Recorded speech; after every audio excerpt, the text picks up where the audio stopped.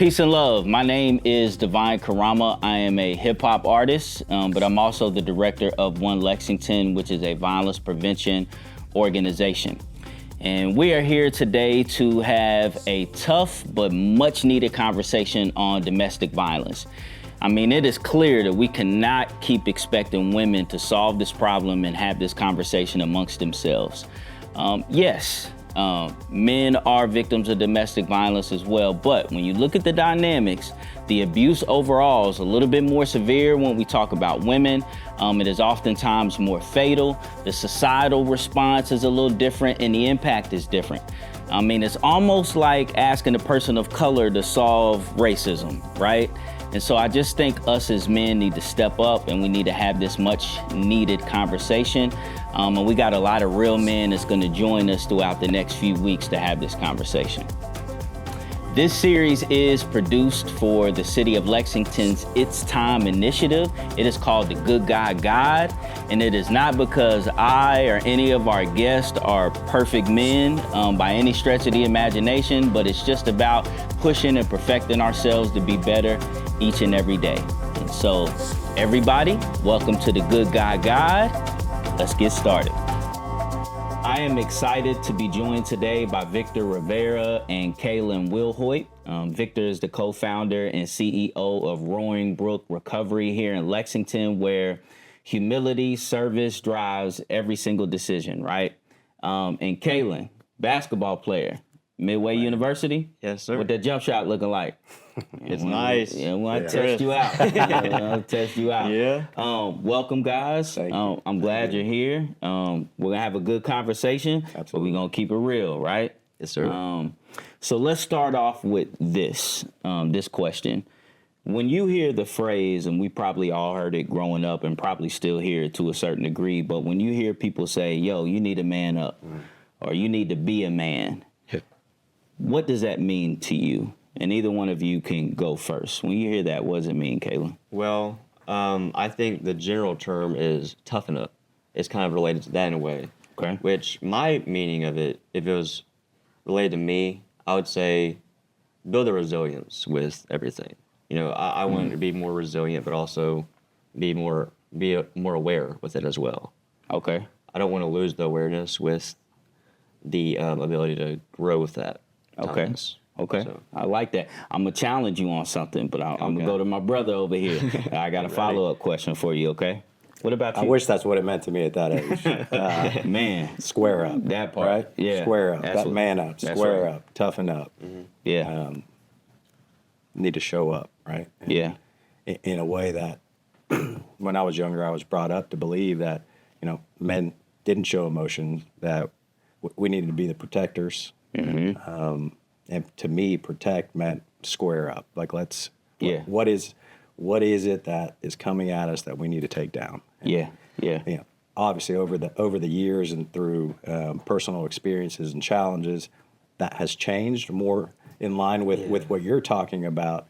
But that took a long time. Yeah. And it took a lot of difficult experiences and mistakes and really consequences, right? A lot of consequences, Yeah. a lot of broken relationships for me to get to a point to really be willing to look internally and say, hey, what's going on? What's wrong with this image that I grew up with? You know, being that 80s baby, like you were talking about, that's what I remember. That's what it was. You know, my uncles, me. everybody, and nothing against them, right? That's what they grew up with as well, is this persona of, you know, machismo. Yeah. Yeah.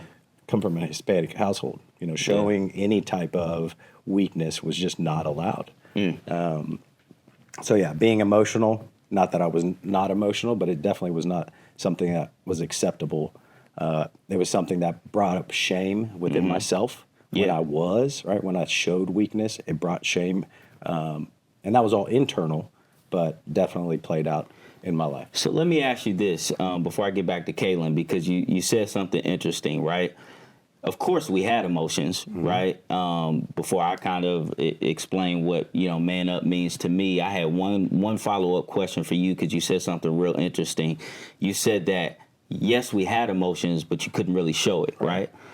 Do you think the majority of that pressure that you felt growing up came from women or came from men? So when you were afraid to show that emotion or you felt like you had to man up, was that in response to what you were getting from other men that you were around or women? Yeah, I think definitely it was from men.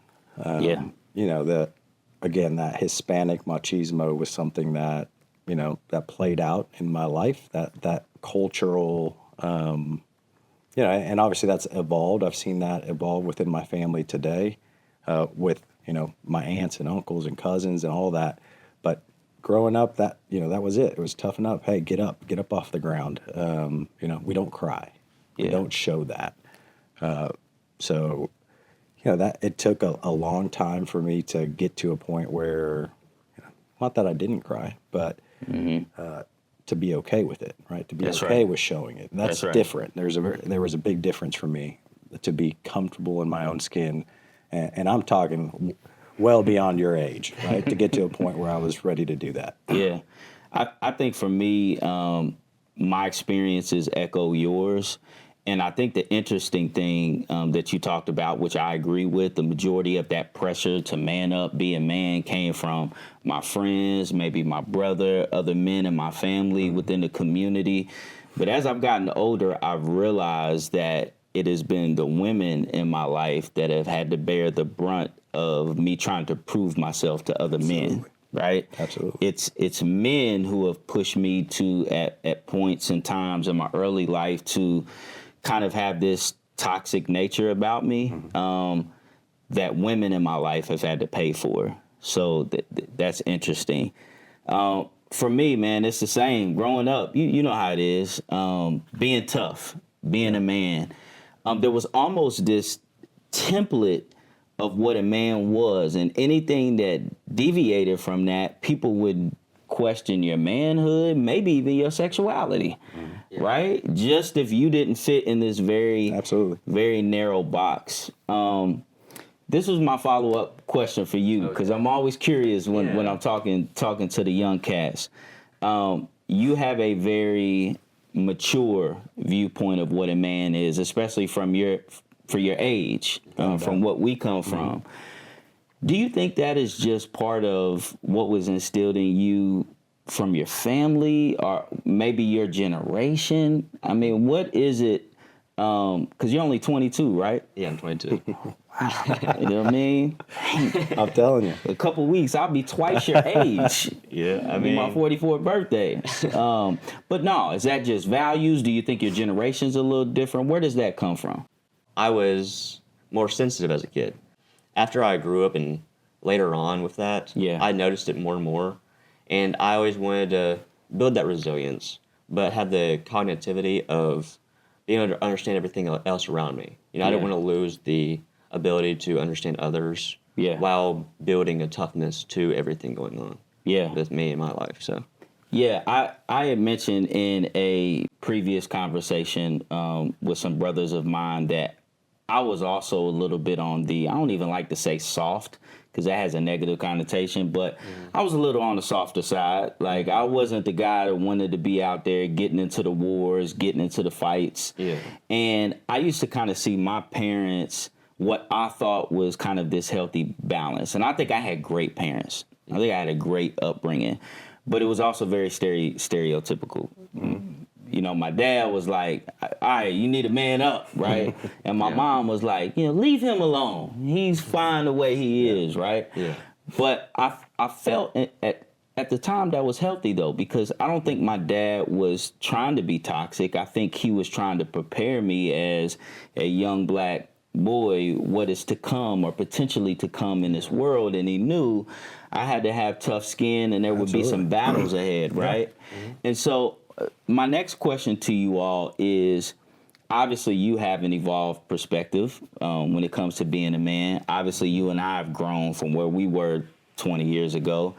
But do you think there is a balance? Do you think some of those things that were instilled in us, even though maybe done the wrong way or done a little bit too much, do you think there was some positives that we could take from that?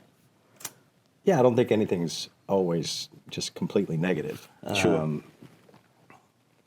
You know, that taking Caelin's example, he was able to take it and learn from the experiences that other people were having, and use that as an ability to grow. Now, I did not have that ability at that age, at the age that you're talking about, grade school. You know, I didn't have the emotional awareness that I have today. Yeah. I watch my kids. Man, it's completely different, right? Yeah. My 7-year-old has more awareness at 7 than I had at 30. Yeah. And so that's playing out. And so, you know, I think there is a balance, and I think that it needs to be, you know, a level of toughness as well, right? Life is not easy. Yeah. And pushing ourselves to do things like being here today, right? It's hard to be here and be vulnerable and just open up and let everybody in and see, hey, we're not perfect, you know. Yeah. As a leader in an organization, I'm supposed to be this big, you know, like the rock. Well, Yeah. Yeah, I struggle. Yeah. We have our moments, right? Hard nights, right? Sleepless nights, some things, some challenges. A lot of times I don't know what to do. And that's where that mentorship really comes into, you know, into play for me, is looking for men, which I really didn't start using until about 30. Okay. Because of my own challenges. Once I started, you know, I'm a person in recovery. Yeah. And it was through those challenges that led me to seek out mentorship from other men. Yeah. People that were being honest, truthful, right? That being vulnerable. People that I could actually share my entire like self with. And that took a lot of time, right? To Yeah. build up that trust, to actually be willing to let somebody in and see who I really was. Yeah. You know, what came up to mind when Caelin was talking about was, man, I had this mask, and I wore this mask, and I wore it in every facet of my life. Nobody knew who I was. You know, nobody did. The only person that knew who Victor was myself. Yeah. And I hated who I was. So I would look in the mirror and I hated who I was. And I would go around and I would tell you with this false confidence, right, is I've arrived. I'm here. I'm manning up. Right. So that's that persona that I carried, and that just, you know, that mask that I carried really throughout my college years. And man, what an incredible opportunity to finally go back to some of the people that were close to me, you know, in college, and say, hey, let me tell you who I really am. Yeah. Sorry about that. Sorry about that. Yeah. You know, and I recall the conversation with my friend Zach, and you know, he just goes, man, I love you, and I hope I don't have to meet you again. You know, so that's wild, but yeah, but that's real. And ultimately, you know, when you are putting up this facade, right, that persona, a lot of times as men, which is led by trying to prove yourself, right, or mask what you feel are some deficiencies maybe to others, is that at some point you're going to explode. Absolutely. Right? It's only so long that you can try to keep that up. And one thing I noticed in being a father, and you're a father as well, as you mentioned, I had my two daughters. I had my two daughters, same time, two different women out of wedlock. I was young, 19 turning 20. And so I share that to say this, and I was a good dad. I mean, I was a single father for a long time, believe it or not. But one thing I've learned in now being remarried, I've been married 6 years, just started over. Thank you, brother. Just started over. I got a 6-month-old. So pray for me, okay? All right. You know what I mean? I got a 7-year-old. I'm right behind you from what my wife tells me. In a 6-month-old, but my oldest should be 23 in a couple weeks. Okay. And one thing I've noticed, and I'm curious to hear your take on this, but then I'm also curious to hear, because one day you may want to be a father, potentially, right? So I'm curious to see what type of father you're going to be. Yeah. But my children helped me grow. Word up. My kids helped me to grow. When you said that made me think of something, right? Because for me, life, we have no manual to this, right? No. You are authentically growing and going through life. We just met each other, 5 minutes ago? Right? this isn't a scripted conversation. We're just sitting here kicking and keeping it real. Fatherhood is no different. Yeah. And one thing I learned, and the beauty of hearing your perspective, is like my daughter, my oldest daughter, her perspective was so different. Yeah. And so as she was coming up in a world that was had a little bit more grace, right? When you know better, you do better. Yeah. So she was starting to bring some of this new information to me. And at first, I didn't want to hear that because I'm the daddy, right? Yeah. Who are you? How are you going to be parenting me, telling me what to say and what not to say? But, you know, it's my angel, you know, it's my baby girl. And so she really helped me to grow and understand that it doesn't matter if you're a parent, man, woman, you're 40, 50 years old, 10, 20 years old. It's never too late to grow. Absolutely. You're never too old to continue learning, right? Yeah. And one thing I will say, and I want to hear your views on this, it was like two different, like my oldest girls, sometimes I cry when I think of how blessed my younger set is. And my older girls, they had a good life. Yeah. But I was struggling so much, bro. And not just financially trying to make a way, but just I wasn't the man I am now. And knowing that they had to endure some of that toxicity and the struggle of coming up, and now they see who I am from my younger girls. Absolutely. They understand. And my oldest said, Dad, I understand. I love you. You did the best you could. I'm great because of you. But also I see the difference. I could tell how much I've grown through fatherhood. Can you speak to that a little bit? For me, you know, I needed a baby girl. You know, I needed somebody to soften me up, to man me. They change you, don't they? Right? Just experiencing that, right? Yeah. Coming into your life, having to actually care for somebody else on just a different level, and really finally experience that unconditional love. Yeah. But I've experienced what you're talking about. Yeah. And I think I continue to experience it, right? There is no manual. You talk about that, and we get all this different information. Mm-hmm. Do the soft parenting, do this, do that. You know, this family's doing it this way. This family's doing it that way. You need to do this. You need to discipline them. You need to spank them. You need to, you know. Mm-hmm. So it's tough. Yeah.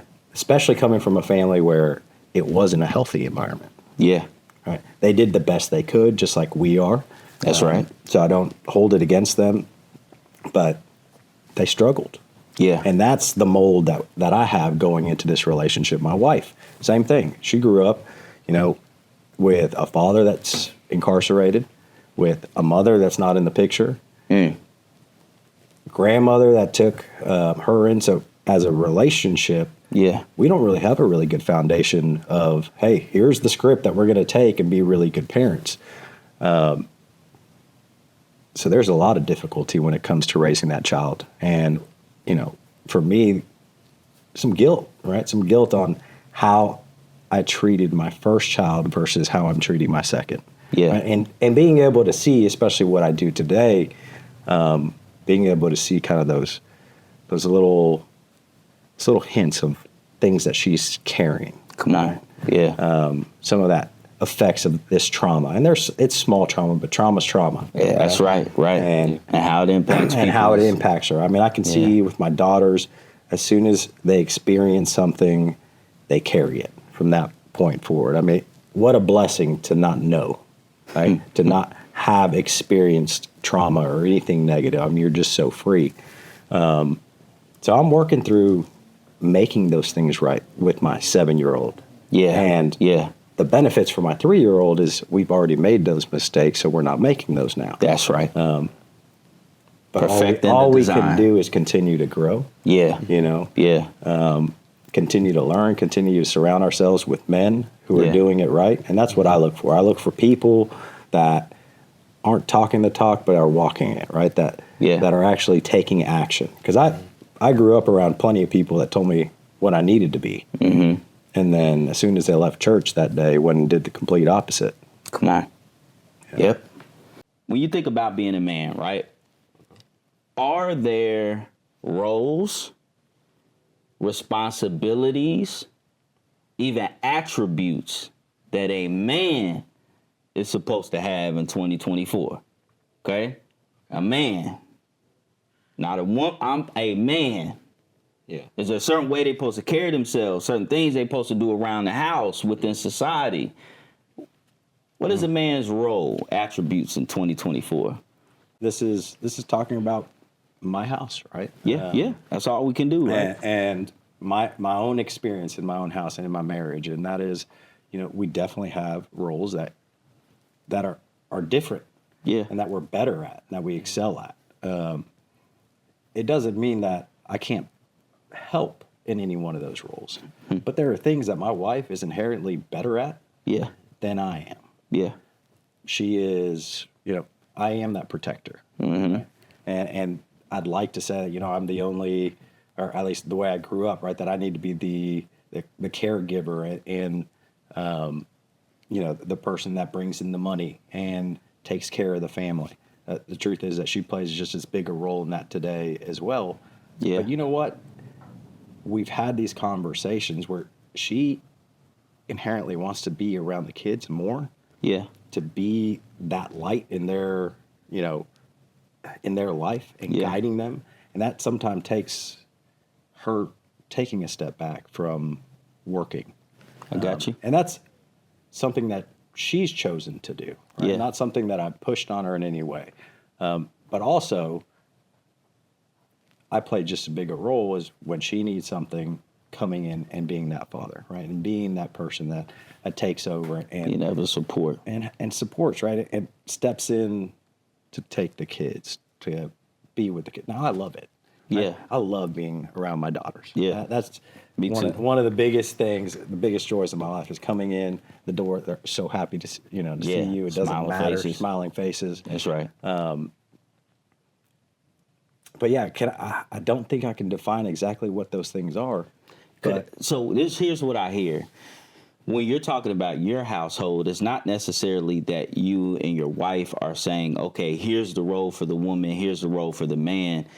You have defined your roles not based off gender, but based off what you all are more comfortable doing or what you do well, and then those have become what are your our roles. strengths, right? Yeah. Absolutely. There are certain things that I have to do for her. Yeah. There are certain things that she does for me, not because I'm incapable of doing them or not because, likewise for her, it's just I'm better at it. So we step into the role that we feel more comfortable. And I mean, for me, it's always efficiency, right? So like, how can we continue to improve and be better as a family and as a unit? And that means picking up where other people, lack. And I got plenty of lacks, right? So there's plenty of areas that I'm deficient in that she's not. Okay, look, I'm going to keep it a buck, Caelin. Bruh. Man, the old me, where that dinner at? Yeah. So I got to go out and make this money, right? I come home, I ain't got time to be stressed and pressed about this. I done worked all day. What's up? Baby crying. What, I'm supposed to get up and go to the baby? Man, I'm trying to catch up on first take. Yeah. Come on, man. Like that kind of used to be my mentality. Yeah. I kind of leaned into it, and I'll be honest with you. I ain't even gonna act like, even though this is called the Good Guy Guide, right? This is the Good Guy Show, right? It wasn't me being a good guy that changed my perspective. You know what it was? It was when I realized that the things that I thought men are supposed to be doing, I wasn't too good at some of them things. Yeah. Now all of a sudden, now I'm looking at things a little differently. Well, maybe it's not about gender, right? That's what thrust me into looking at this a little differently, right? Give you a prime example, because I'm exactly where you're at, right? Me and my wife, as I've grown and evolved, it is not about what my wife should be doing and what I should be doing. It is about acknowledging those gifts. It is about working together, because sometimes you got to operate in marriage. You got to operate outside your gifts sometimes just to make it work, right? But I am not a handyman, bro. Anything with directions, it ain't getting put together by me. But my wife can do all of that, right? That's my mom. That's my mom. It's crazy. Like, Her mom and dad be looking at me like just useless. He's looking at me like, who is this guy? You know what I mean? It's just not my thing, right? And so for us, I think that communication piece is important. I think it's great to see our kids, our girls growing up, seeing two parents that are not leaning on what gender roles should be and responsibilities should be, but instead two people who are pragmatic and working together to try to make this thing work and keep this household together. We are covering and talking about a lot, and this has been a great conversation, an important conversation. Yeah. But we can't get to these enlightened places that we are, you in your young age, us over the course of the last few decades, without doing something. And I think it's something that all men should be doing more of, right? And that is listening, right? We didn't just come up with this out of nowhere. No. It is the ability, and you said something earlier that was great. It's the ability to, whether it is people that we come in contact with that we don't know well, our wives, our daughters, it is stop, close this, let me listen. Instead of me coming in with all the trauma, with everything that we were told when we were kids, right? Wanting to solve it. Machismo, all of that, right? Trying to solve everything, fix everything. Why don't we just come in, stop, and listen? And it's not just the listening piece. It's you gotta process it. Yeah. Because for me, some of the stuff that I was listening to shook me up at the core. Because you're talking about a lifetime of being led to think one way, and now all of a sudden the most precious thing you've ever seen in your life, or the person who you share life with, is now shaking things up for you. Do you remember that process of hearing those things that you didn't want to hear, and just how that shook you up to your core? No question. That's something that I look for today, right? I look for, if I meet somebody and what they're saying bugs me, it's usually what I found a reflection of something I have going on internally. It's uncomfortable. Yeah, if it's uncomfortable, especially for some reason, I really don't like what you're saying, and I don't like you today. I just met you 5 minutes ago, right? Where is that coming from? Typically, it's coming from, I'm seeing a reflection of something that I don't like in myself, and it's something that I've learned to take and then actually go home and work on, right? And that might be working on it with a group of men, right? That have that experience, that can take what I'm feeling and what I'm saying, and kind of check me on it. Pour into you, yeah. Because I'm feeling it and I'm carrying it because I don't know.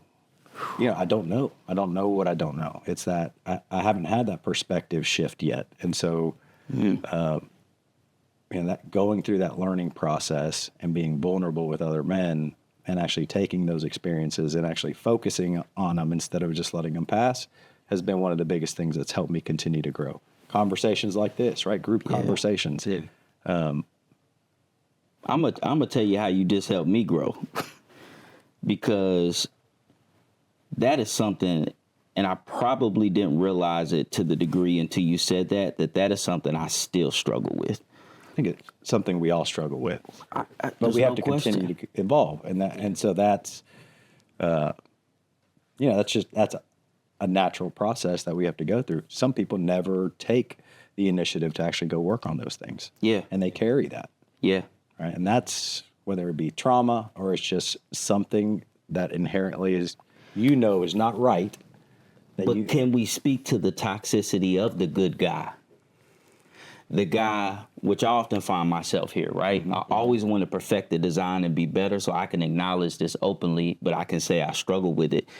When you have evolved, when you have done the years of work, when you are somebody who people consider a good person, right? Sometimes you get a little lazy, though. Sometimes you feel like I've done X amount of work. Look at all these other dudes out here. And you tripping off because I feel this way or I said this little thing, right? It's easy to make excuses when you are perceived to be the good person. And so the beauty in what you said is I do think I struggle with that, because when people make me feel uncomfortable, I'm out of there. Yeah. Because I feel like I've done a certain amount of work. So if you making me feel uncomfortable, the issue is you, not me, right? And so there's still toxicity even in that, right? That you've limited, you put a ceiling on how much you could grow. And that doesn't mean everything that somebody says to you is true, right? There's discernment there. But I do have to admit that sometimes I've had to double and triple back with my wife. It might be a day later. Mm-hmm. Yeah. It might be a week later. Sometimes it's 5 minutes. It's gotten shorter. So that's a good thing, right? But sometimes I double back like, babe, you was right. I just didn't want to hear that. I didn't want to deal with it, but you was spot on. I'm going to be better. Yeah. But that's, wow. I mean, incredible, right? I remember growing up as a young kid, and I always, it's a vivid memory for me of knowing I'm a good guy. Mm-hmm. Right. Deep down inside, I know what the right thing to do is. Yeah. I've done something and I was incapable of apologizing. As much as I wanted to, I mean, I could never get the words out. I could never bring myself, because of the shame, to man up, right? And actually do the right thing and take accountability and make amends for the things that, I had caused. So what I heard was growth, right? It's the ability to do that. And that's what I do at home as well. But, we all have our failures, and sometimes it does take a little bit longer. Sometimes I want to sit in it. I'm still comfortable today sitting in that uncomfortable position. Yeah. Because I was so used to it. Yeah. I'm so comfortable being uncomfortable, but sometimes I just got to sit in it. Yeah, that's it. And I think that was the case for me and my dad. My dad was very uncomfortable with my unique perspective of everything. It was a learning curve for him to understand that. And he learned different things about his household as well while he was doing it. He learned his childhood experiences and how they're different from mine. After a while, he was like starting to catch on and learn more from and change, and you changed them. Yeah, I feel like I did. I've seen massive growth. I mean, it's what we talked about a second ago, right? Our daughter's changing us. Yeah. So that's how it's supposed to go, though, right? The beautiful thing about parenting is you look at them and you learn what to do, but you can also look at them and you can learn what not to do. Mm-hmm. So, fellas, great conversation so far, by the way. Heavy, but very, very good. I want to ask you kind of a unique question because Taylor Swift did something to me. Now, let me explain. Okay. Because you give me that look. Let me explain what I'm saying, all right? Okay. My question is this. Have you ever heard a song before? And for us, it might have been on the radio. For you, might have been a playlist, right? Mm-hmm. But when you first heard the song, you were anticipating it, but you heard it, you was like, it's trash, right? Mm-hmm. But then the summer comes. So on every radio station you turn to, every playlist, you hear it in the mall, right? And then by the end of the summer, you like, all right, that's my jam, right? Has that ever happened to you before? It has, yeah. Ever happened to you before, right? So here's the scary thing about that, right? Is that the song from when you didn't like it and when you liked it never changed. The only thing that happened was repetition. Yeah. Because you heard that song over and over and over and over again, two intelligent, evolved men literally changed their mind. Yeah. Here's my fear about that, right? Myself included. That if repetition can make us change whether we like a song or not, how do we know hearing the B word over and over and over again doesn't change the way that we look at women? How do we know hearing the same toxic stuff from our friends over and over and over again can't overpower what we know to be right? Because you just proved to me that repetition can make even the most evolved good guy change his mind, right? Yeah. And so here's something I want to get into as we begin to close out in the next few minutes is the accountability piece that you and I kind of started on, right? How does being accountable to that behavior, how does challenging these norms, whether it's in music, conversations on the basketball court, I'm sure you've heard some things in the locker rooms, right? Yeah. You've been in recovery. I got a past life. We've heard some things. We still hear some things, right? But isn't that part of manning up? Isn't that part of being a man that not only holding yourself accountable, but those around you? Can you all speak a little bit to the challenge of stepping up and holding yourself accountable, but also others, because that cannot always be easy, right? Yeah, I think for me, that's been, I'm not always labeled a good guy because people don't really like hearing what I have to say a lot of times. Yeah. Right? Yeah. I'm not one today to really sit back and not speak the truth. Yeah. Yeah. You're going to tell her how it is. I'm going to tell her, not out of disdain, right? Yeah. I'm going to share my perspective of what I've gone through and how I've grown with other men, women, whoever it is that I'm sharing something with. If I'm hearing something that's coming at me that does not line up with my values, I'm going to speak up. My wife hates it. She's like, here he goes, and it's not in a way that's, I don't try to come off negative. But I'm going to share experience. And I'm going to hopefully try to help people grow by holding myself accountable, by being vulnerable with the people around me, right? Yeah. And that accountability that we're talking about, it goes both ways, right? Me, what things have I done? Holding myself accountable with my kids. Talking about going and saying, you're sorry to your daughter. Yeah. I don't remember that when I was younger, but I know as soon as I do something, I need to go make it right. Yeah. And so with my kids, I'm really, really good with that. With my wife, I'm good. I'm not as good as I want to be, right? I want to continue to grow. Ultimately, I don't want to be in those situations, right? That's the ultimate goal. But in society, when we're around people, when we're around other men that are, talking down or, again, not lining up with the values that we're carrying, right? The reason we're here, the reason we're having these conversations, having the ability to speak up, to have a voice, rather than, sometimes you need to walk away. Yeah. I'm okay with that. Oh, yeah. Right. But there are times where we need to speak up as well. That's right. Because the ability, and the way I speak up is by sharing my experience, by being vulnerable, by saying, hey, I've been that person. But that didn't work for me. So manning up is we're quiet and we're listening to the underserved, right? We're listening to those affected, right? So we can continue to perfect ourselves, but we speak out against those, right, who are causing the pain, right? If we know better, we do better. And I do think it's our duty to share that knowledge, right?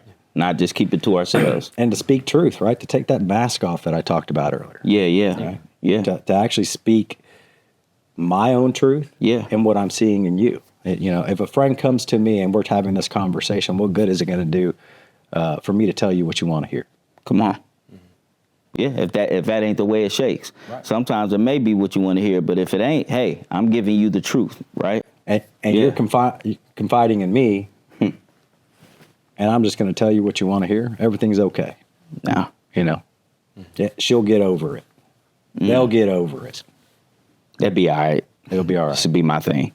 I think for me, it comes down to the first impression.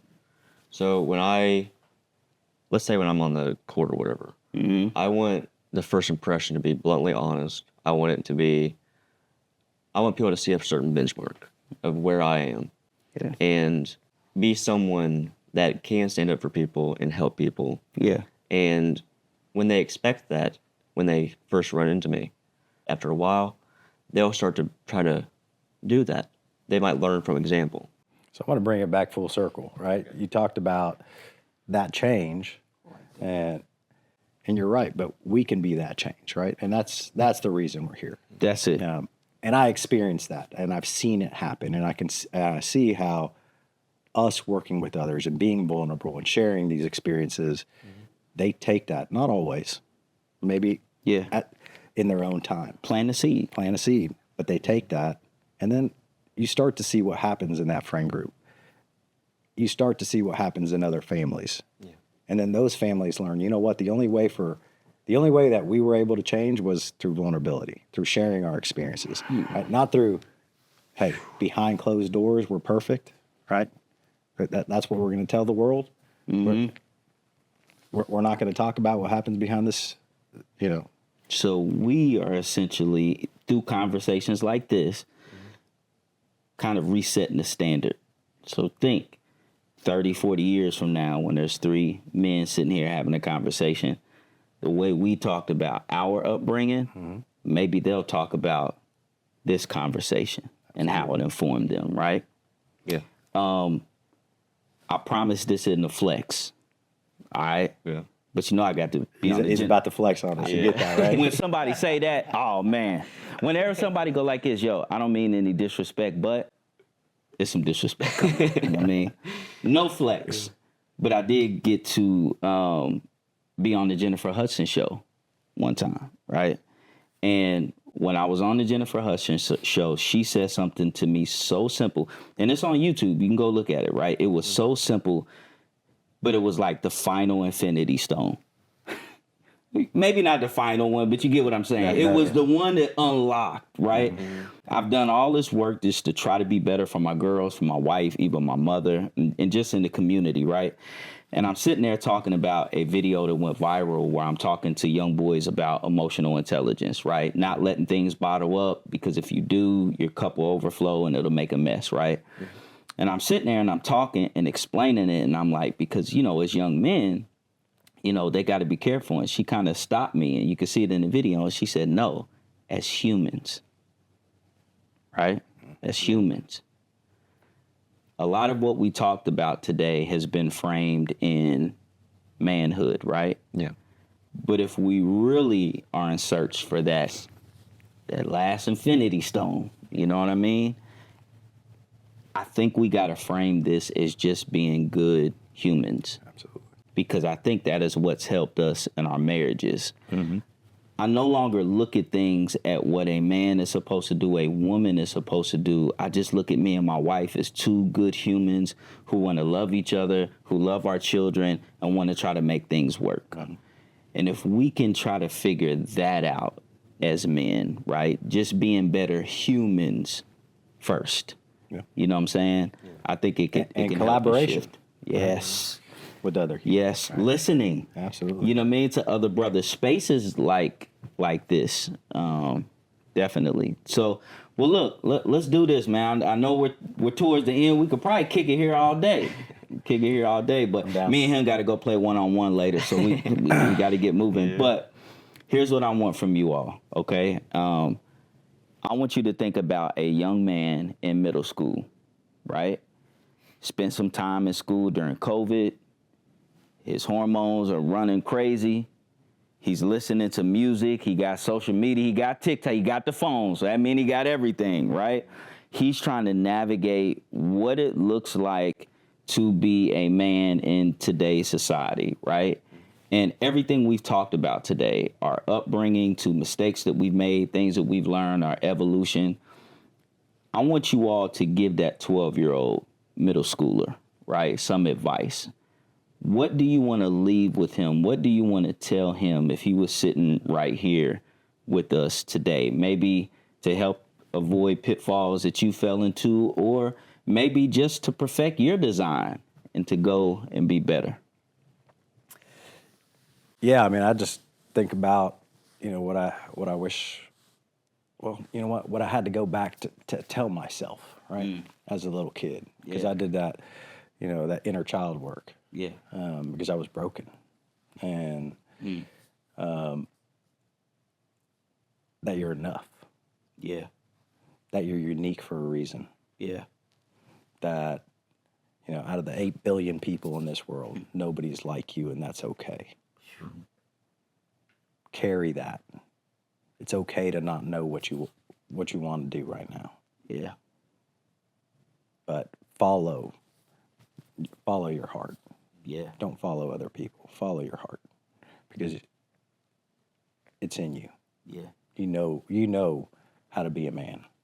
Yeah. It's inherently in you.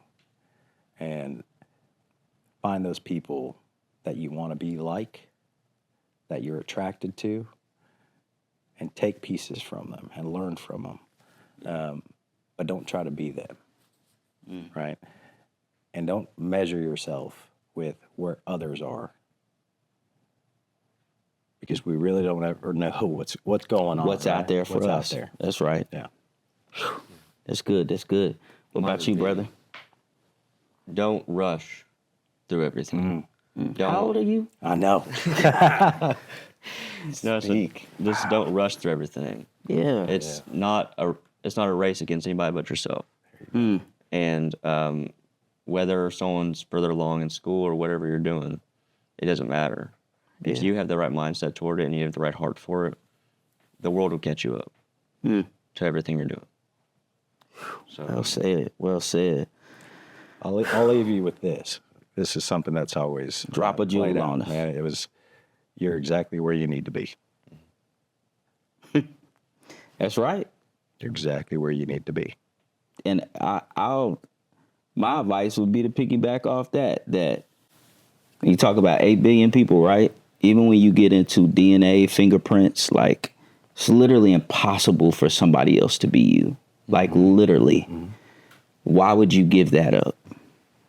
Owning and embracing your uniqueness, but then also embracing and respecting the uniqueness of others. Absolutely. Who have different walks of life, identify differently, believe differently, and still showing love and grace, and understand that person is trying to complete their assignment the same way you're trying to complete yours. And if we can all do that, I think the world would be a better place. Yeah, lift each other up. yeah, Right? That's it. trust the journey. That's for it. everyone. That's it, man. It's the process.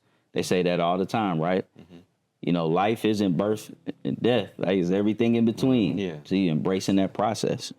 Great conversation, fellas. Much needed, brothers. I think I got 2 new friends for sure. For sure.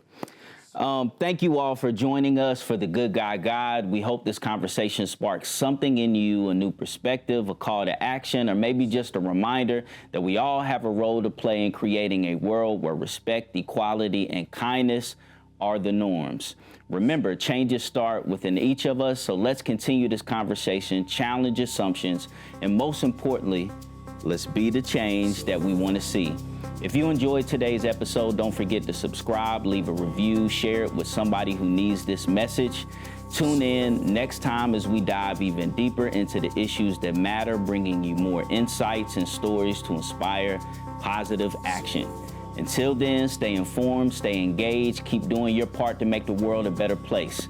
Thank you for watching, and we'll see you on the next episode of the Good Guy Guide. Good job, fellas. Yeah. Good job.